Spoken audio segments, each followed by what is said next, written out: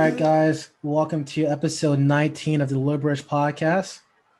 I am here today with the lovely Carlye, Ryan, Marcus, and shout out to producer Yao in the background. You guys can't see him. And sidebar, I do think that our pre-production meeting should just be a whole separate podcast. Our conversations on Chris Harrison and on what's his name, Kevin Samuel. Trying to get me Kevin cancer, Samuels. bro. Trying to get me cancer, bro. Trying to get us, yeah. I don't know. Low key, everything he really does be spitting. That's No. low key. Like, I hate to admit it, but he does say some things where it's like, you know what? No. He's not entirely wrong. Not at all, my brother. I'll No, just don't tune do in. I'll just tune in just to see like how does he like insult people today? You know, like That's always fun. what is he gonna say today and get away with it? So Somebody, shout I out feel to like Kev. somebody's gonna get him out of here soon. So we'll see. Yeah, his time is limited. Yeah. If he keeps blowing up, yeah, that's usually Yeah. how this goes. You blow Yeah, up, and yeah. then someone's like, "Oh, you were doing so and so back in the day." Yeah. All right, so I want to thank our first-time listeners and our returning listeners. And I don't know if you guys checked out the YouTube views, but shout out to Yang Gang. They definitely showed up, watched the podcast. They know how to take a joke because I did see in one of the comments that the place that Andrew Yang was at did have a cat, so it did hit our pretty strict requirements. So shout out to Yang Gang, and hopefully they're back listening again to the podcast. All right, so if you're a new listener, so basically we are the Liberalish podcast. We are the political wing of the What You Expect network. We talk about politics with a black point of view, so just kitchen table politics, basically. We're not experts or anything like that. What we're going to talk about today is we are going to pass the main mic over to our Trump impeachment correspondent, Marcus. He's going to go over Trump's unconstitutional trial. Then we're going to go over to headlines. That was a joke, guys. You guys didn't catch it. We're going to go through headlines and then world news. And if we have time today, talk about the teachers going back to school, especially in Chicago. So with that said, again, I'm going to pass the main mic over to our main Trump correspondent, Marcus here. Yeah, it's funny. I remember, I think right after the election, I was like, oh, I'm not going to have to talk about Donald Trump anymore on this podcast. And then for the next 2-3 months now, he's pretty much dominated almost everything going on with in politics, you know, including this impeachment trial that was totally unnecessary, given where it ended. I'm kidding. Actually, one of the things actually, like going over just watching the impeachment throughout the week and going over just the testimony and reading about it, I'm actually glad that we did have this trial, because I think it is good just for, you know, for the sake of, you know, history, just to say that, okay, someone did try and stand up to Trump, and everybody else just kind of seemed to be like, okay with it. 74 million Americans support him still. And we still have, you know, at the end of this, we all now know that 43 senators, you know, and a handful of almost half of the entire Republican Congress, or the entire Republican Congress, damn near, still supports Donald Trump. But I think it was important that we do have this trial and kind of lay bare kind of his responsibility, even if it did not come to, you know, an outcome that really matters.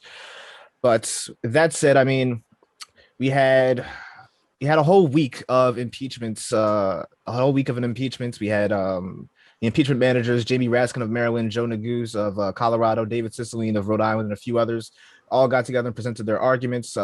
First, just to clear the threshold of, you know, there being an impeachment trial against the former presidents. And even that was a controversy, as we only saw, you know, 56 senators vote in support of it, but 44 still holding on not to. And that kind of mirrored what we saw at the end of the trial, where I think only one more senator kind of came around. I think it was the senator from Pennsylvania, right? No, I think it was a senator from North Louisiana. Carolina. I thought it was a senator from Louisiana that came There around. was two. There was Cassidy from Louisiana, and there was the senator from North Carolina, not Tom Tillis. The guy that Laura Trump is going to take his seat. She's going to primary in the next election, because that was one of the things that came out of this, that Trump is going to primary anyone who doesn't support him. But yeah, we saw that 57 senators voted to impeach, 43 to acquit, and you know, there was that picture of the Trump lawyers kind of saying, hey, kind of like congratulating themselves and high-fiving after, even though they had such a low threshold and they were terrible throughout the week. But knowing what we do now, I guess I think a good place to start is was this impeachment proceedings? Do you guys feel like it was worth it? It was worth the time. It was worth the effort that we just saw for the last week. I'll say this. For me, I feel like it was worth it only because it needed to happen to at least show that it was necessary for Donald Trump to be held accountable for his actions. I think anyone who kind of has been watching what has happened over the last 4 years was kind of already prepared for what was going to happen. I don't think anybody was really holding out hope for a conviction. At least I know I wasn't. But that's not to say that I didn't want this to happen. I wholeheartedly felt like the trial needed to happen. Just to show that a president, whether, current or former or, maybe someone who wants to utilize their second term cannot get away with what happened, or basically trying to overthrow the government without any consequences. So absolutely it needed to happen. I'm glad it happened. I wasn't really disappointed with the outcome because I feel like in order to be disappointed, you had to have some sort of hope that it was going to go your way. And I knew it wasn't, just because it wasn't. A lot of people were saying, it's different from the last impeachment trial because he was literally charged with insurrecting a riot or whatever the case may be, or basically being blamed for everything that happened on January 6th at the Capitol. But I still, regardless of what has happened, I still knew he wasn't going to be convicted. And I think for a lot of people, they were hoping he would, so that we wouldn't have to, deal with maybe possibly him running again. And even him saying, like, my movement has just begun, which is what he said, which is funny to me. I know that this is not going to be the last of Donald Trump. I think it's only going to really add fuel to the fire because he's probably going to feel like he's untouchable at this point. He basically has been. It's really been impossible for Donald Trump to be held accountable for all the things that he's done. And so I think that we are entering a smarter and more calculated Donald Trump. We're going to have to encounter a more, a better Trump. Because, he's not really like politically intelligent, but I think he's gotten away with so much that it's really only, it's I like to say it's like little infinity stones. Like he's just becoming more and more and having more and more to work with in order to get the things that he wants. So do I think that this is the last we will see of Donald Trump in the world of politics? Absolutely not. I do think that we need to brace ourselves for a different Donald Trump in 2024 when we get to this. So all I can say is enjoy the next 4 years of Biden, because I can't even begin to imagine what 2023 is going to look like. So, Richard Burr, who voted to convict. That's the senator. Thanks. Basically stated that this is Richard Burr's last term. He stated that he's not running again. Yeah, he's retired. This is his last term. But he basically stated that he was against the trial when the trial first started because he didn't see it wasn't constitutional because there was no precedent. And if you study any legal jargon, it works based on precedent. But he said which is a lie, trial, which is a lie, by the way. There was precedent. But he said once the trial started, it became precedent that this goes on. But he said it was so common sense. The evidence was overwhelming that the crime raised the high crimes and misdemeanors. And I can't understand. I feel like we have gotten to the point where we don't really have a democracy anymore. We just have a two-party system fighting each other. And I think this is what the founders were scared of, because I forgot who said it when a lady had asked one of the founders, what kind of government did you give us? And one of the founders was like, a democracy if you can keep it. I feel like we're in the dying ember. We're seeing the dying ember of democracy. If we can't put partisanship aside to do something that's clearly illegal. He clearly incited the riot. They clearly planned it. You know, it's your life. Could be, say we are filming in, say like we're filming the pod in person, right? Somebody comes to attack the pod, right? Yeah. It's like me, Carlye, and Kevin vote not to that a crime wasn't committed when we saw it with our own eyes. Right. So at this point, I can't. And that was that was one something also. I feel like it's also really a slap in the face to the people who were there that day. People who, you know, who showed up for work thinking it was just going to be a regular day. To know that someone is literally responsible for something that you feel personally as a threat to your life. At work, which is supposed to be a safe place. A lot of people don't realize that your job, your home are supposed to be safe places where you're there to be productive, where you're there to get something done. And so the least, you know, you could do is make sure that I'm safe and protected while I'm doing this job. And I can't help but to empathize and be compassionate towards the people who were there and you know, kind of felt like, okay, I'm in a very uncomfortable situation. I feel like my life is on the line. I don't know what's going to happen. And then you come to find out that one person is solely responsible for something that you feel was a threat to your livelihood, and they just get away with it. It's an enormous slap in the face. And I think if you remove Donald Trump for it and literally present it for what it is, which is someone using their power as a tool to get what they want done or to make things go the way that they want it to go, with no regards or calculation for the other people who are at harm's way when you're trying to get what you want. I understand that Donald Trump felt the election was cheated, even though it wasn't. Even though we now know that there was no basis for that. He just threw a hissy fit. That's something that you deal with on your own time. You know, that's something that you go on a press tour and slander people for it and be like, oh, these people worked against me. This system is rigged. Cool. Actually, you don't go on a press tour. You literally make your case. If you have evidence of that, you go out and do that. There was no evidence to support anything. Any of his, and he knew that because he was going through the process, and all of his cases were getting thrown out like back to back. You know, whatever. Like 1 in 67, I think his record. Yeah, please, Kev. This was the second time that he claimed the election was rigged. Remember, after he beat Hillary Clinton, he claimed the election was rigged, and he created an election task force which found no fraud really. So this is his second go around claiming that there was fraud in the election. So I've forgotten all about that because he said he'd won the popular vote by like 5 million votes or something, right? Something that was his like original claim. Yeah. I think I just feel like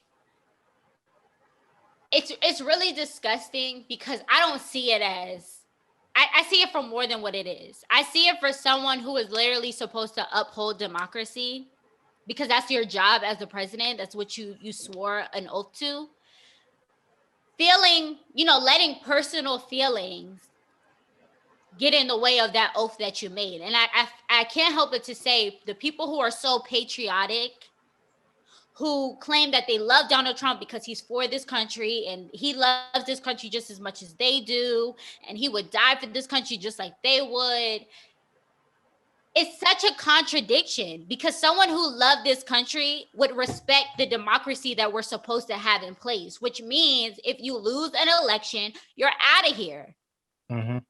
I do want to have another opportunity to run again because he only had one term. And then at that point, that is your time to create a whole new campaign, speak on the things that maybe you felt were unfair in the last time you were in office, but you don't try to overthrow the government, or you don't egg people on to do your dirty work. That's just not how that is supposed to work. And for people who claim to be so patriotic, I would assume that seeing someone do this to the country that you have so much pride in, the country that you love so much, that would infuriate you. But again, Trump supporters are not patriots. They're not patriotic. They're Trump supporters. I think Malcolm X said it best, like, especially he said, like, you know, us black people haven't like experienced true democracy. Like, democracy isn't for us, you know, because if you really look at it, like, say 43 senators voted against the impeachment. Those 43 senators probably make up probably 25%, 30% max population of the entire country. They don't represent America. You know, they don't represent black people because black people don't live in those places that they come from, you know, like, and you can look at North Carolina that Richard Burr voted to acquit, but it kind of reflects the change in demographic in a state like North Carolina that has a strong black population, like in Raleigh, Durham, the Research Triangle here, where most people live at. You know, like you can look at we haven't seen that. It's like this is what we see when I feel like white people losing their power in the country, and it's kind of becoming very adamant and very evident that they are. So this is like their last thing to hold on. Because even Lindsey Graham, I think I said it, like, he don't want a democracy. Like, there's no pure democracy in America. This is a piece of representational democracy, you know. It's like having 50 country coming together to form one block to like come to agreement. That's what the United States basically is right now. Yeah, I mean, Mike Lee did have the comments a couple months ago. Like, Mike Lee, my bad, not where he was talking about. Yeah. I mean, Lindsey Graham may have said something to the effect too, but he was basically saying like that democracy. You know, we don't want a democracy, really. That's not what you want. And it kind of goes back to, I wanted to take it back to Carlye. He said something about the president. Your job is to kind of uphold democracy. But I'm not sure if you look at what happened with the impeachment trial, if that's something that the Republican Party is interested in. No. I mean, for sure, like one of the reasons Trump was elected, and you can go right back to what Steve Bannon was saying back when he was, you know, the chief advisor. They wanted to disrupt the administrative state. They wanted to kind of tear the whole thing down. And I was listening to another podcast with Matt Jones, who handles Kentucky basketball, but he wrote a book about Mitch McConnell. And one of the things that he says about Trump supporters that he talks to all the time, they just want to tear the government down. Right. And I think and that's something that, you know, is enabled when you can kind of have this one person who wants to tear everything down with you. Trump is kind of their voice for that. So I think holding him accountable when he's the only person who wants to give them what they want, give the 74 million or so people that support him what they want. I don't think that was ever going to happen for, you know, 43 people who by some measure, you know, are they afraid to vote against this block? Are they kind of, you know, looking ahead to 2024 for their own presidential ambitions? I think there are all these kind of things that have to be calculated when you say, oh, they have to kind of uphold and defend democracy, where it's like, no, they're just trying to give the people what they want, which, you know, unfortunately, it's the only time they ever really want to do it because they pretty much, you know, rule from a minority point of view. But unfortunately, this is one of the things that they can kind of get behind, where it's like, yeah, we want to tear down this with you, or tear this down for you, so to speak. So I think that's that's a worrying sign. One of the worrying things that I had coming out of this impeachment. So like, this is a little bit off topic, but Ryan and Marcus kind of touched on a good point, and it's kind of emphasizes why we need to get rid of the filibuster. As Ryan mentioned, you know, 40 plus senators represented like 25% of the U.S. population, maybe if that. They had the filibuster. So even though like we won the outright majority, passing laws such as like the John Lewis Voting Rights Act, or passing laws to create more equality, to actually tackle this like quote unquote like electoral fraud, we can't do that because of the filibuster. And so like we have to like eliminate that. I mean, unfortunately, Democrats might shoot themselves in the foot with Kristen Sinema and like Joe Manchin, Mark Kelly. They're kind of like hesitant on doing that, but it's basically minority rule at this point. Like a very small minority of the country is just kind of running policy at this point. So I did a study while I was in college, right, about gerrymandering and stuff. Like, it's just, so if you look at Pennsylvania, right, I remember it was like a study done, like Pennsylvania had the majority of this, like 65% of the people had voted Democrat in Pennsylvania, but because of gerrymandering, they still Republicans were able to control like 2/3 of the House delegates going to Congress. Like it's so deeply embedded in American democracy. Like if you look at like gerrymandered maps that are gerrymandered, they look crazy. You'd be like, you would ask yourself like, who drew these congressional maps? It makes no sense. Like they would draw all the black people in one area, like all the white people in one area. So like representation isn't really spread and shared amongst everything. So like I feel like we are in like a new civil rights era, a new anti-voting rights era. Like, like where it's cornered and so systematic. Like it's hard to explain like gerrymandering to an average Joe, like how Black people are Hispanics or people of color losing representation in these districts, how we keep losing, but we keep voting. We vote so much. Like at this point, I don't think voting is the issue. I think it's like deeper than that. It's like gerrymandering. No, like, it's definitely deeper than that. Like we go out and vote. Like, go ahead. No, I'm just saying, I think voting in this country is pointless if there's really no like progression. If you're just consistently voting for the same people that are trying to uphold values that work against your own personal interests, it's pointless. We're voting in hopes that things will change, but then people get in office and kind of renege on the things that they promised for, like to progress this country. A lot of people a lot of people run on healthcare or minimum wage or, things that are supposed to be progressive and socialist things that are supposed to really give like poor people a leg up or marginalized people a leg up. But then they use those people as kind of like a stepping stool to get where they want. And then once they get there, it's kind of like, well, I don't know how to fulfill the things that I promised. Because now I'm working against, Republicans who don't want to give me the things. But it's like, yeah, Republicans are one issue. But then sometimes I can't help but to think, did you really even want to do the things that you said you were going to do? No, that's a good point. I kind of want to, Kev, you have a... No, I was going to say that's a really deep point, and it's a fair point. I mean, it does kind of suck that like two senators can kind of like reject an entire policy. So and then you can't move anywhere because they decide it's not something that like I try to give people the benefit of the doubt and say like, you are working against the Republicans who are not really interested in nudging or wiggling towards, a bipartisan support for some of these things that we are, we're hoping, or we keep voting for people to do. But then sometimes that's one issue, yes. But then I think a lot of times, and I'm getting to this point, and it's sad that I'm getting to this point because I do still hold out hope for change. But I can't help but to think that it's kind of like an algorithm at this point. Like I know that if I have these talking points, or if I tell you these things, or I say these things to you, or I, promise these things, you're going to vote for me. But then I get to where you got me, and I thank you. I thank you for your voting. I thank you for your support. I thank you for your encouragement of other people to vote. But I'm focused on other things. I only got 4 years here, and I'm worried about the things that I want to get across. I might get to the things that I promised. I can't guarantee it though. Nor do I really want to be honest.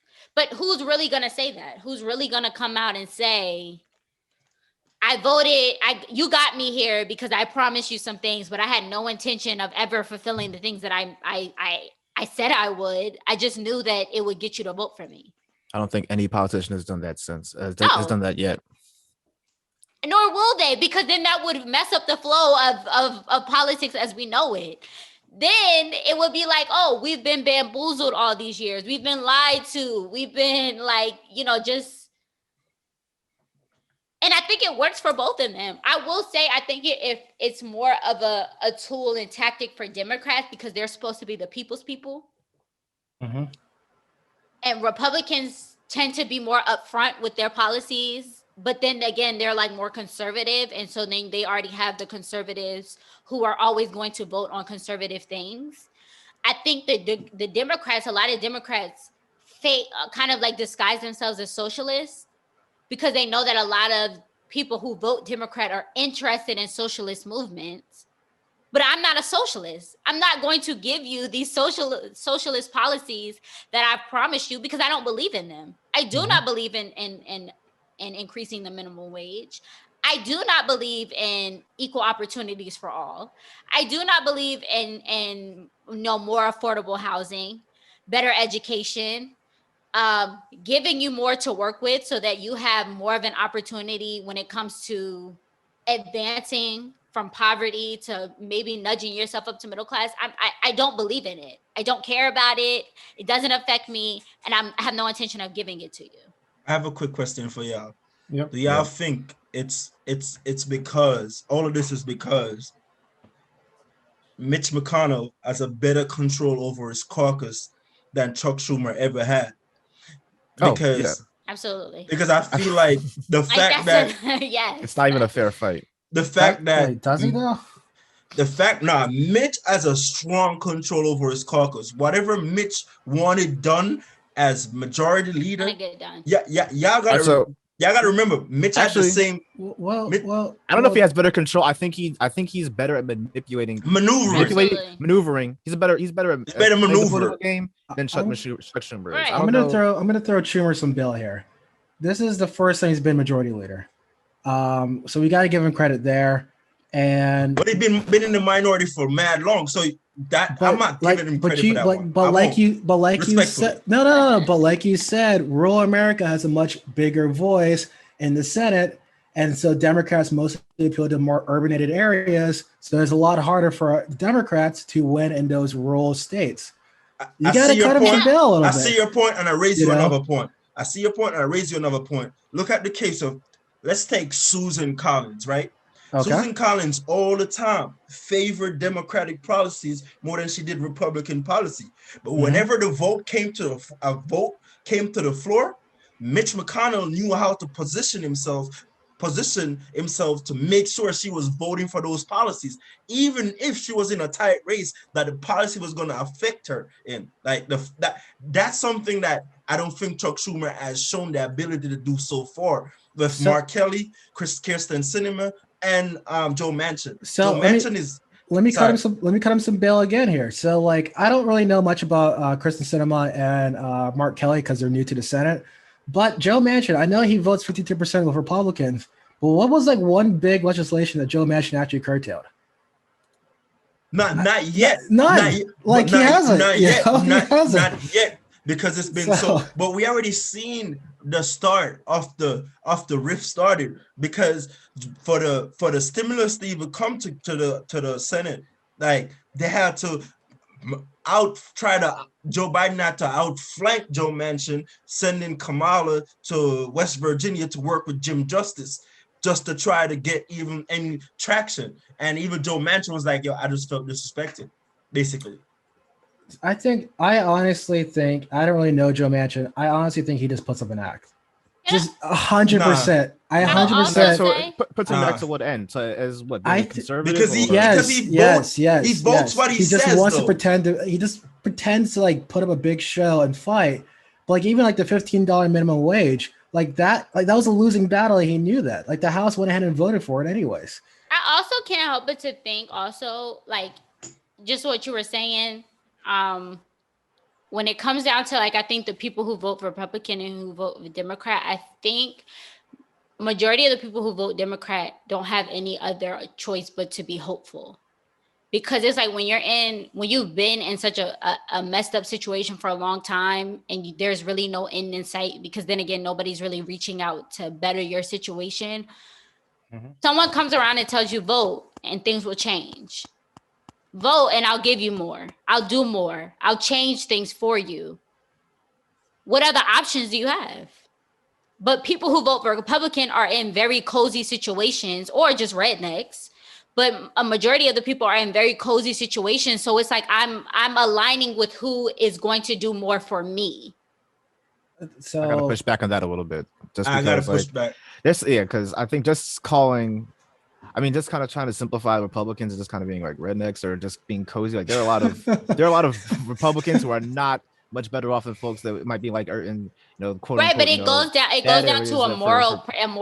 Sometimes it really those are the people comes down to a moral principle. But getting back to my earlier point, it's kind of like these are the people that want to tear it all down because they're like, the government hasn't done anything for me. The government won't do anything for me. Right. So let's just get rid of it all. And that's where their recourse is. So it's like on the flip side. on the flip side of you saying, oh, you're kind of hopeful if you're voting Democrat. The other side of that is you have no hope at all. So you're just like destroy it all.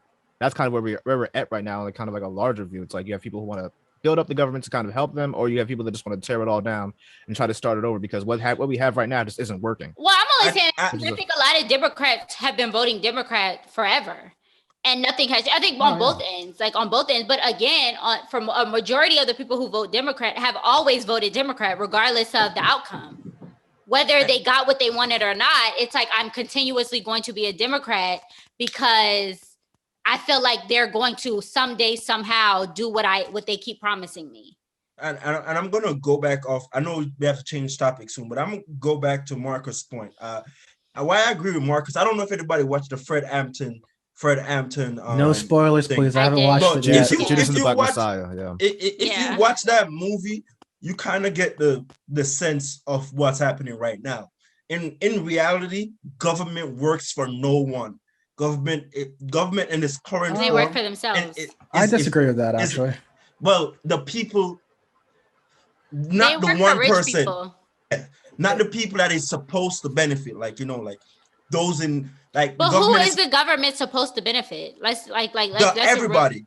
The government, the most vulnerable. Yeah, like the government. So the initial purpose of government is to protect, give protection, like to those, like to govern, to like make sure things are being done, like tax money are being allocated to do the correct stuff.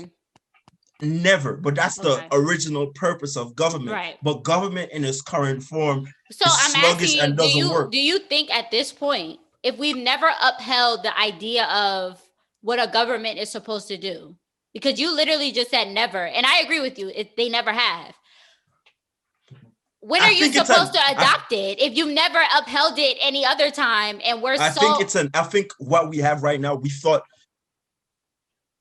I think what we have right now, it doesn't really necessarily work like the way it was intended to be. No, because there's such a split. Because there's such a split in the country, and like you can go way back when. I don't think there's been such a big heavy split in the country since. But I think this country has always been the Civil War. Not since the Civil War. The country hasn't got to this point where it's like, yo, I'm not speaking to you because you voted for blah blah blah. And there's people turning against each. I don't think we have gotten to this far in a long time. Like it's either you on one fence or you on the other fence. I also think people are genuinely just exhausted. Like just you're exhausted with things constantly going. Like again, like this whole thing is about the impeachment trial.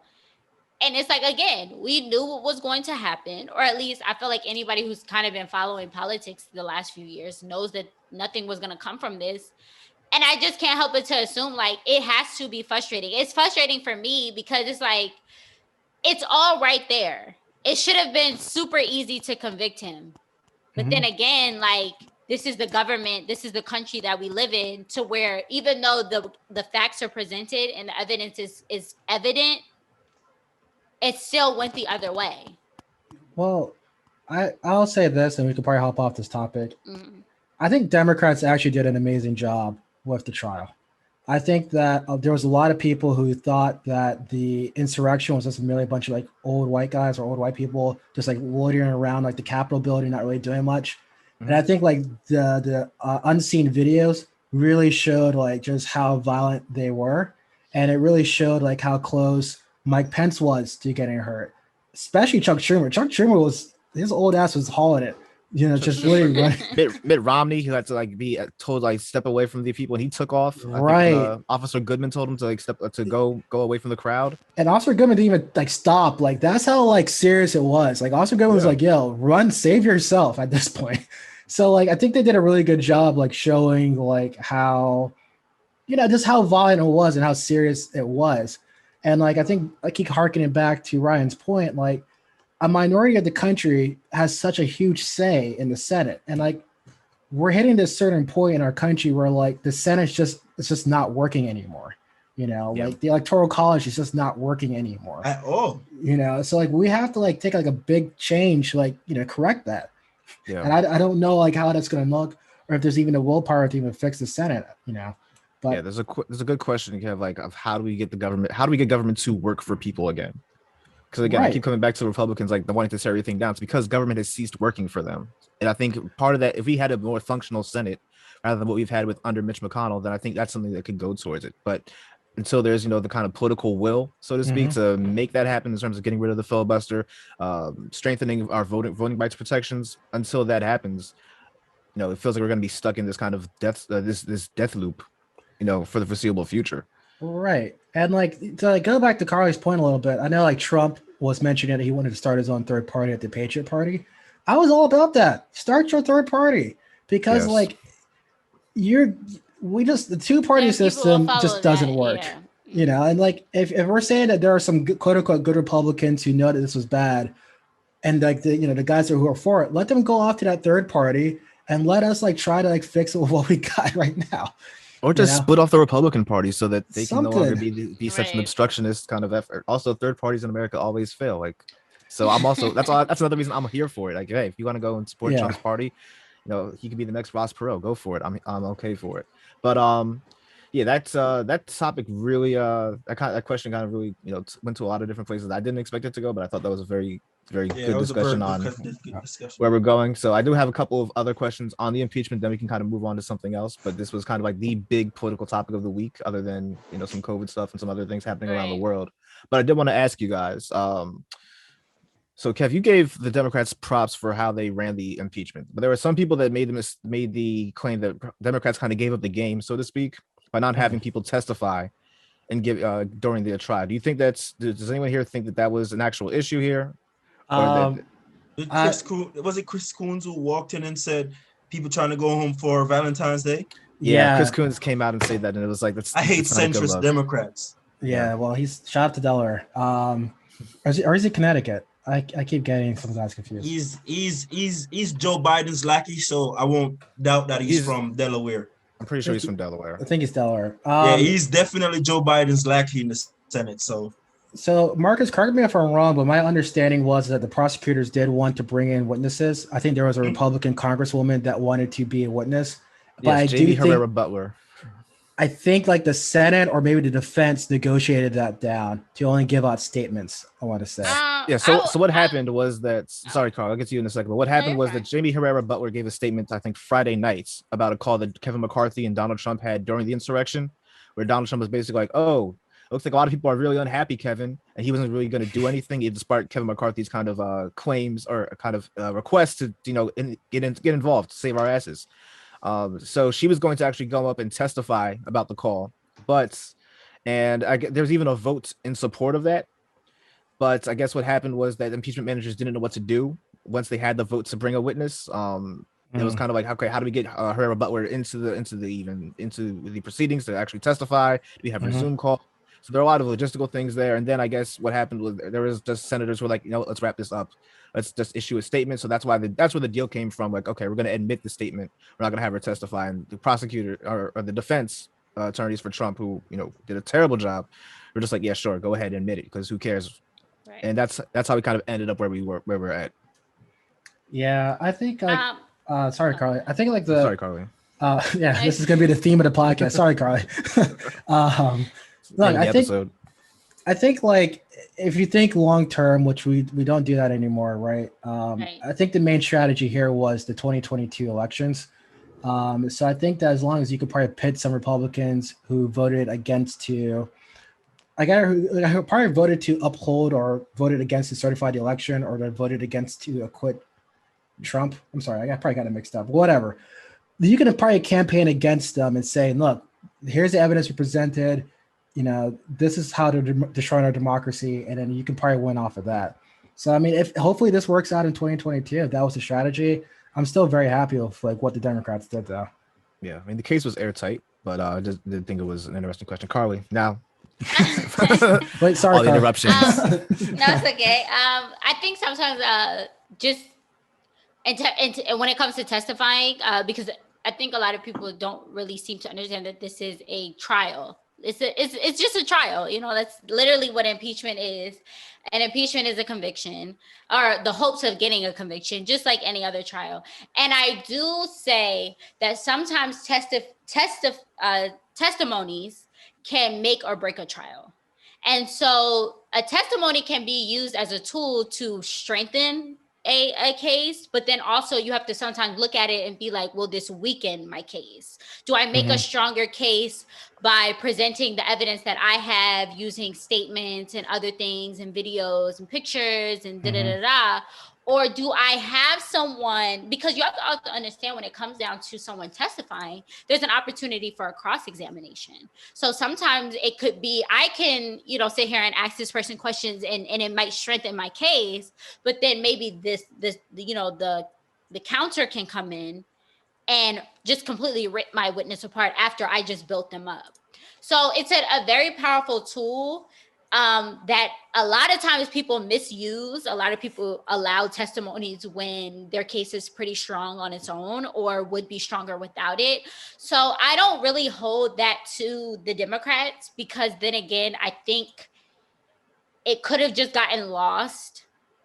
It could have just really gone the other way. It could have been catastrophic.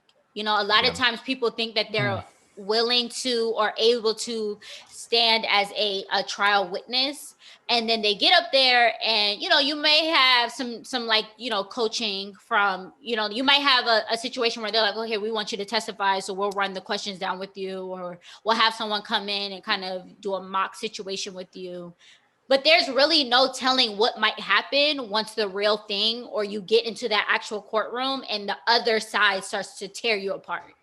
Yep. It just really crumbles the whole thing. So I never, or in this situation, I won't fault them, because, when it comes to Trump, you really don't know what you're getting. So it could have been just a matter of, we think we have a strong case and we think this witness might make our case stronger. But then again, will they really be able to? Because this is a big trial. This is the impeachment of a president. This is not like, my friend did something and they asked me what I know about it. It's much more magnified and it's much more intense. So I will give them the benefit of the doubt when it comes down to that. It may have just been a matter of, it really won't help us in the long run. I'll say this. I know we're probably stuck on this topic a lot, but I'm not afraid of Trump's defense cross-examining a witness. They are the three most incompetent lawyers this guy could possibly get. Right. I think one of them was like a divorce attorney or whatever. I don't know. Yeah. I don't know, Marcus, if you saw the opening remarks, I caught a glimpse of it, and it was just a rambling response. So I'm not scared of the defense cross-examining them. I do think the sad thing is that this isn't actually a fair trial, because the jurors are, one, the victims, or two, were a part of the entire thing too. So it just wasn't a fair match anyways. Yeah, the process just wasn't correct. But no, that's I just wanted to bring that up because it did seem like on social media there's kind of, I know Twitter's kind of the worst place to go for these things, but it did seem like a lot of people are very upset about hey, why are we not having testimony? Oh, the Democrats are again tossing they're not putting up enough of a fight, and it's like, guys, I don't think that's what's happening here. But yeah, it's also just a lot of people, and this just goes to the theme of social media. A lot of people who are just grossly uneducated when it comes to the running themes that are present in politics, and that is the law, that is understanding of government, understanding of politics, understanding of just everything that encompasses the government. And there are people who will get on the internet and say, there are people who were upset because a lot of people are saying this trial is a waste of time. Yeah. Thinking right, which I agree. A lot of people took that to mean we want Trump to get away with it. I think anyone who has a larger understanding of the climate in which this country is in, it's not really invalid for someone to say, I think this trial is a waste of time, because I do think that it was a waste of time, because we knew how it was going to go. And yet there's other things, more pressing issues that should have been on the Senate floor to be discussed. That was one of the, I think, that was my better points. Yeah, my main issue. We have COVID relief that still needs to get done. We still have, I think, the Attorney General's office. We still don't have Merrick Garland installed yet. He still has to go through his confirmation trial. So there are these other things that were going on that needed to be taken care of. But I do want to kind of pivot to my last question about the impeachment before we can move on to some other stuff. But Mitch McConnell, speaking of criminal justice, Mitch McConnell, voted to acquit. He didn't think the trial was was constitutional. You know, he voted against it, but he did come out and say after, you know, President Trump, quote, President Trump is still liable for everything he did while he's in office. He didn't get away with anything yet. And then quote, unquote, and then, you know, he said the criminal justice system is now the venue to try Trump. So what do you guys make of this quote? Governed District of New York. That's my only statement. Look, I just think this is just Mitch McConnell trying to. That's the Cy Vance. Right. I think this Mitch McConnell is trying to get his cake and eat it too. That's it. Like, you have the power to prevent him from running from office again. There was a precedent before.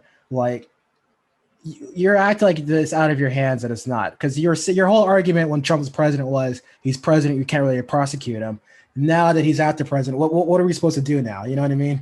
You're not going to attack like Joe Biden and his administration if they go after Trump after after the election. So like, he's just trying to have his cake and eat it too. So he can just sit down and shut up, in my opinion. No, I agree with you there.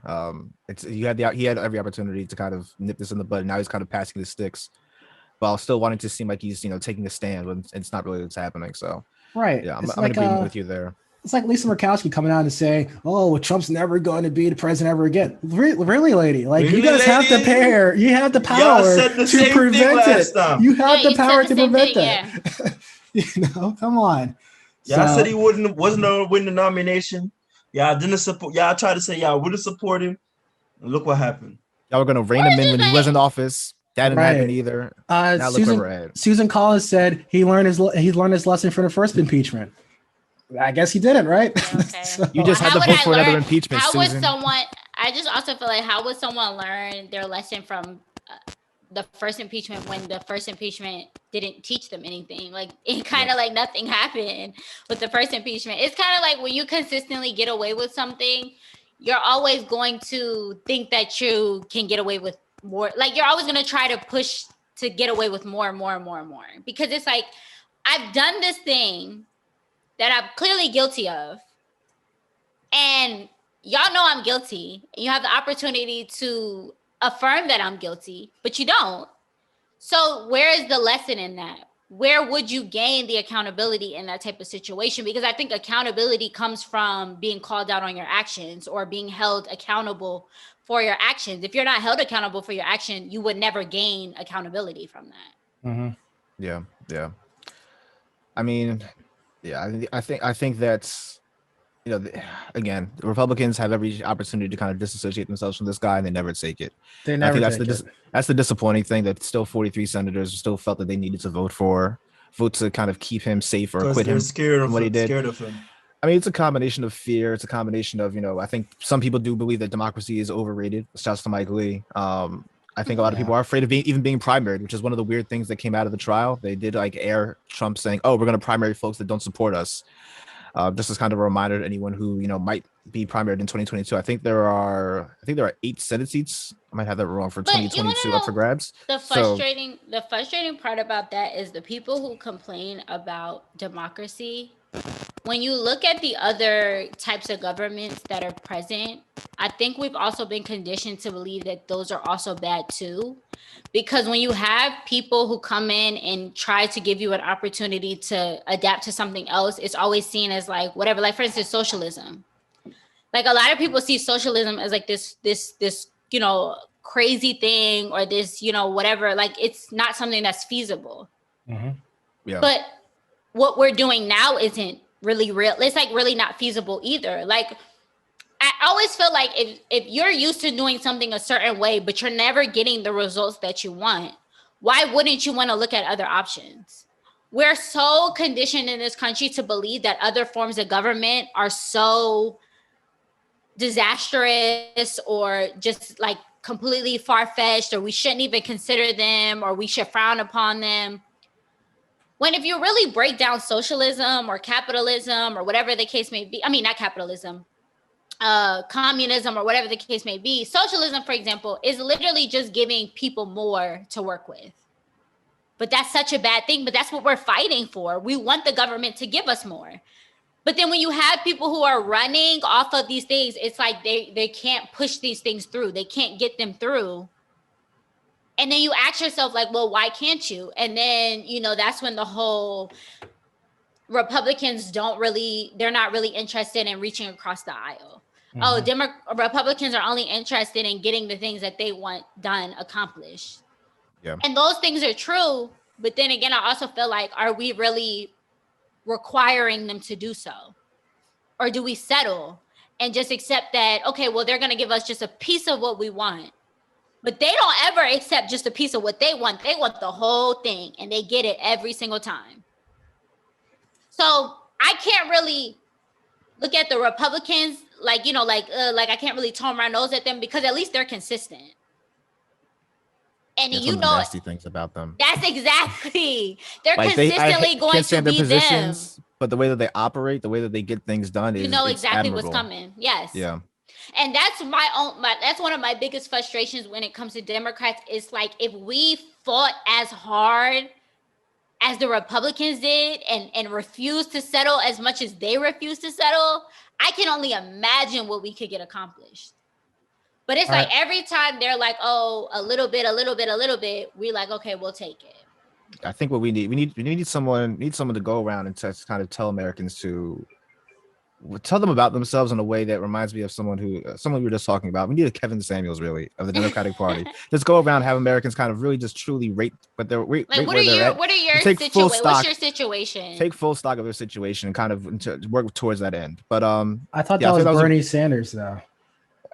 Bernie Sanders and his old dusty suits is not going to get it done. We need someone like Kevin Samuels to get it done. All right, I think that's what it. Honestly, I can give you that, because I really think that's a lot of people's issues with Bernie Sanders. I've heard that multiple times. Is that he's old? He's old. He's loud, and he doesn't dress well. All right, that was for a lot of people. They took. But you have to acknowledge who it comes from makes the difference. Yeah, the messenger. Of course, that's the messenger makes the difference. The medium is the message. And a lot of people were like, oh, Bernie Sanders is too old. First of all, it's funny because people were like, Bernie Sanders is too old to be the president. Meanwhile, we literally have the oldest president as the president. He didn't have a choice. It was between two guys pushing 80. I know. But I'm saying like, he had mad choice. Let's just fix that. We had mad choice. The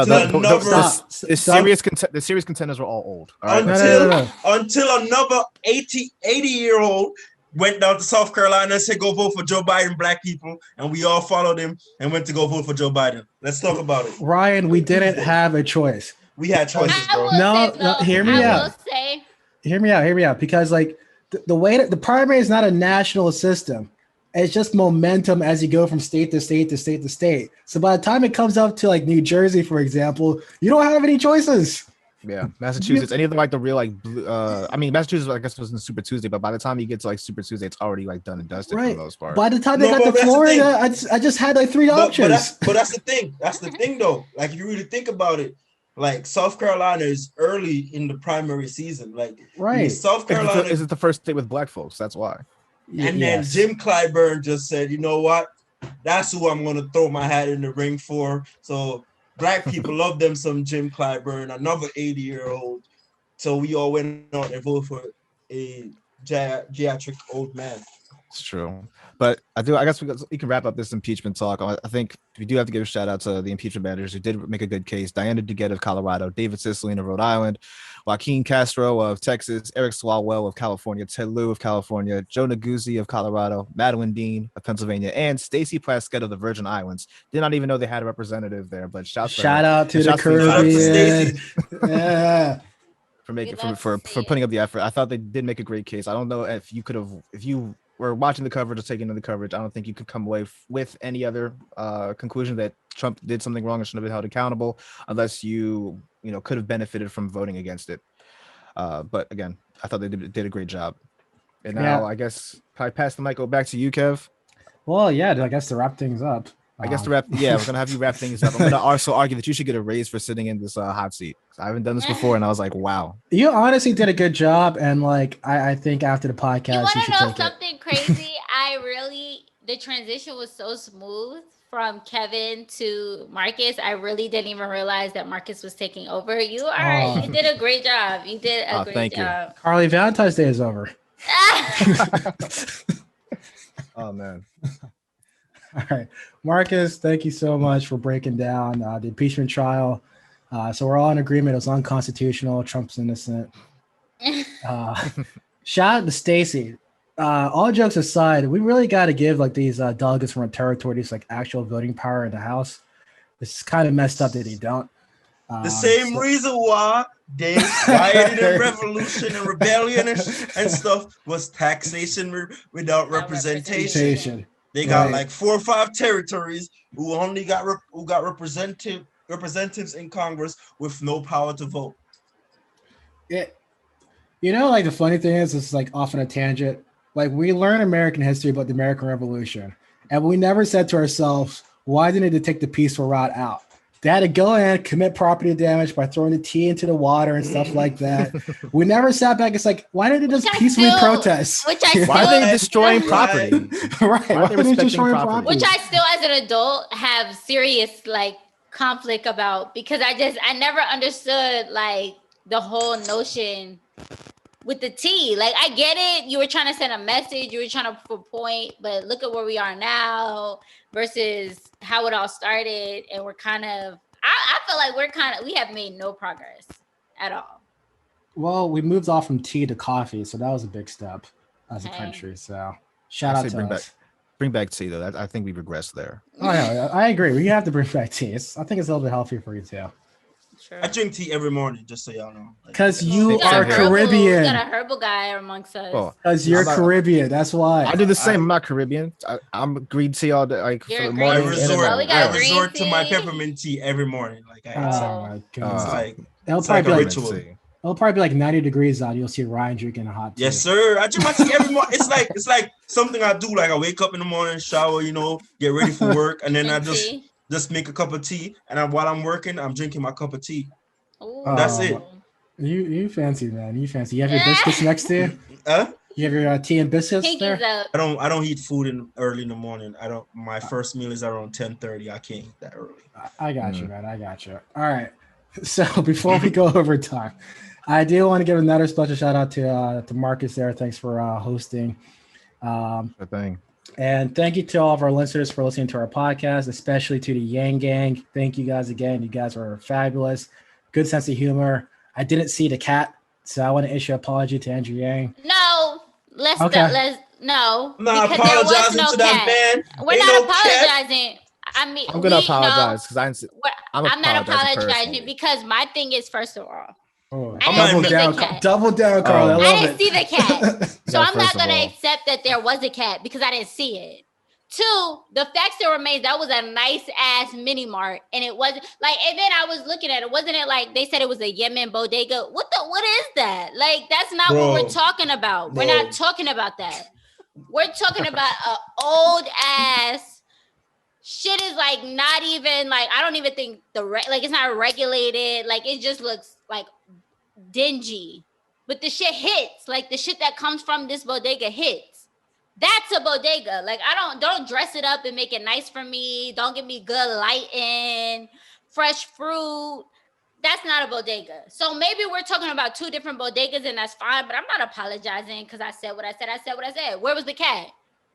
Show me the cat, and maybe I apologize. Said there was a cat there. You seen the cat? I didn't see the cat. Okay, I didn't see the cat. But I don't want Yang Gang is like a very powerful like. Well, let me tell you, like, thing, so. Okay, yeah, I understand. So I'm not trying to start beef with Yang Gang. No. So that's kind of scary. No smoke. We don't want no smoke.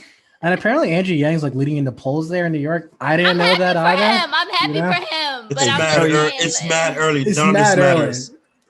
Yes. Charlie's done a good job raising money too, so I think one of his campaign staffers was just tweeting about how much money. Let me just say that I don't think there's anything wrong with calling people out for what appears to be pandering. That's fair. That's valid. Like even though Kamala's the vice president, I had serious issues with her getting on, interviews talking about how, whatever about her college days. And all this stuff, and how she was like down, smoking weed, listening to Tupac, which is cool. Because she's Jamaican. That's said it herself. Fine. So then just say that. But I think people be mad at you for calling out what appears to be pandering. Because they think like, oh, you don't like the person. I never said I didn't like Andrew Yang. All I'm saying is that wasn't a bodega. So I don't know how you got that wasn't a bodega to I don't like Yang or I'm bashing Yang. I'm just calling out what I see. I can like somebody but hold them accountable. I didn't like the shit that Hillary Clinton did with the hot sauce.